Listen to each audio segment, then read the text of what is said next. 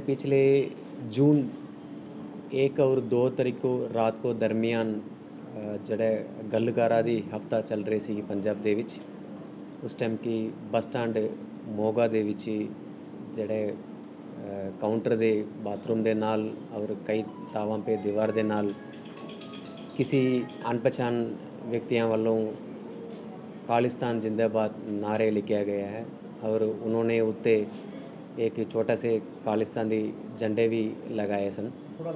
उदी बारे में साढ़े पुलिस वालों इमीडिएटली असी केस रजिस्टर करके तफ्तीश शुरू कर दी गई क्योंकि इस तरफ का जड़े नारे लिखना है, स्लोगन्स लिखना है पब्लिक तावां पे इहदे विच ही थोड़ा से कम्यूनल हारमोनी डिस्टर्बेंस हो सकता है, अमन शांति भी भंग हो सकता है।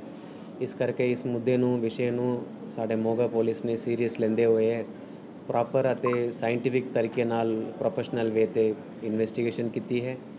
इन्वेस्टिगेशन के दौरान असी 2 बंदियां नूं आइडेंटिफाई किया, एक दलजीत सिंह है और एक प्रितपाल है।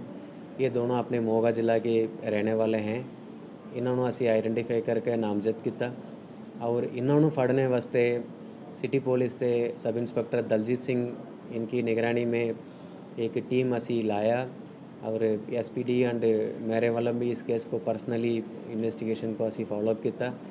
दलजीत ने इन दोनों दोषियों को नंदेड़ महाराष्ट्र तो गिरफ्तार किया और गिरफ्तारी के बाद इन्होंने असी ट्रांसिट रिमांड ते इत्ते लेके आए, फिर इत्ते कोर्ट च पेश करवा के हुण ये दोनों दोषी अपने नाल पुलिस रिमांड ते ने फर्दर पूछताछ चल रही है।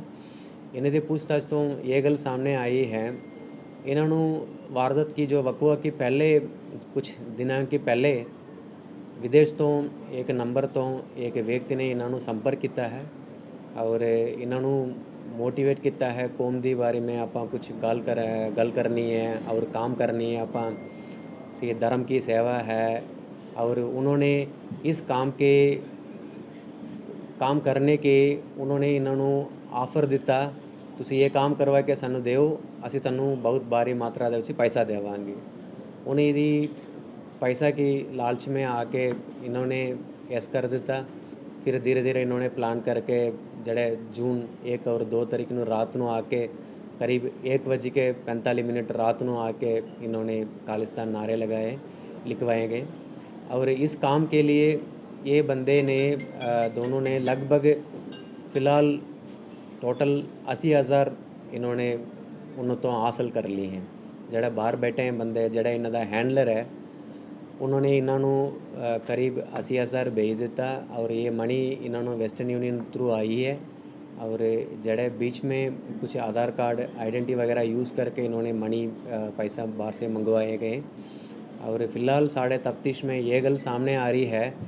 ये जड़े सारे मॉड्यूल है गुरुपतवंत पन्नू जड़े सिख फॉर जस्टिस उन्होंने वालों कराए बने के बारे में कराने के बारे में सानू तस्दीक हो रही है। साढ़े को एविडेंस भी काफ़ी आ रही है और फर्दर इन्वेस्टिगेशन भी चल रही है और इसके अलावा इस मॉड्यूल दे विच जड़ा गैंगस्टर अर्शद अल्लाह का रोल भी असी विचार रहे हैं, वो भी असी इसी स्टेज रूल आउट नहीं कर सकते हैं।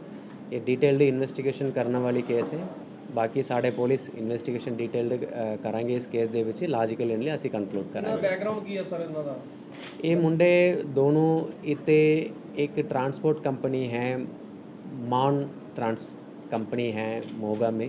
बेसिकली ये कंपनी अमेरिका बेस्ड है, मतलब जड़े उत्ते लॉजिस्टिक्स जो ट्रांसपोर्टेशन काम करते हैं उदी एक ऑन साइट तुसी कह लो उत्ते लेबर दा और सैलरी बहुत ज़्यादा देना पैंदा है।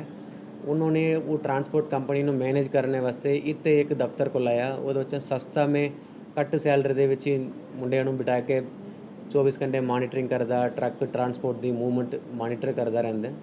उस कंपनी दे विच ये दोनों मुंडे काम करदे इन्होंने करीब 10-20 हज़ार महीना की सैलरी लेंदे और इन्वेस्टिगेशन के दौरान ये गल सामने आई है लगातार मई 23 तारीख तो से लेकिन वारदात तक इनके साथ वो टच में है। जड़ा हैंडलर है जिस नंबर से कॉल आया है उन्होंने काफ़ी इन्होंने इंस्पायर किया मोटिवेट किया। मैं आखिर दे विच ये कहना चाहते हैं अपने पंजाबियों को और पंजाबी नौजवान को सारे में ये कहना चाहते हैं हमारी जड़े सोसाइटी दे ਜਿਹੜੇ शांति मिली है बहुत मुश्किल से मिली है। ਤੁਹਾਨੂੰ ਸਾਰਿਆਂ ਨੂੰ पुराना हिस्ट्री पता है। ऐसे कोई लोग हैं जिन्होंने अमन शांति को भंग करने के लिए इस तरफ का धर्म का नाम पे कम्युनल हारमोनी को ब्रेक करना चाहते हैं। काइंडली इस तरफ का ट्रैप दे विच ना जाएं सो दैट फ्यूचर हमारा सिक्योर एंड सेफ रहे। It is matter of investigation. मैं पहले दस देता मोटा से ये गुरुपतवंत पन्नू का मॉड्यूल लग रहा है, असी वर्कआउट करते हैं। एग्जैक्ट डिटेल मैं आपको नहीं दस सकता हूँ। आज ही कर रहे हैं। रिमांड कितने चल रहा सर? इन्होंने रिमांड आज ही खत्म हो रहा है। दोबारा असी कोर्ट से पेश कराएंगे, दोबारा रिमांड लेवाएंगे। तो दो बंदे तो जड़े लिखने में शामिल ने और जड़े फाइनेंशियल बेनिफिट हासिल करने के बारे में और एक दो लोग हमारा को तस्दीक हुए हैं, उन्होंने भी ऐसी जल्दी फड़ी। इन्होंने वारदात के बाद ही ये तो निकल गए हैं और कंपनी के दौर पे तो इन्होंने नहीं गए हैं।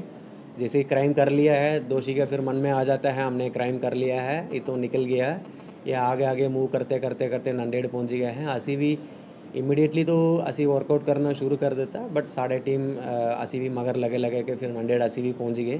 पहुंच के असी फिर इन्होंने अरेस्ट किया। तो असी रूल आउट नहीं करना चाहते हैं क्योंकि फ़िलहाल असी ये मॉड्यूल को इन्वेस्टिगेशन को बड़ी डिटेल्ड करना ज़रूरत है।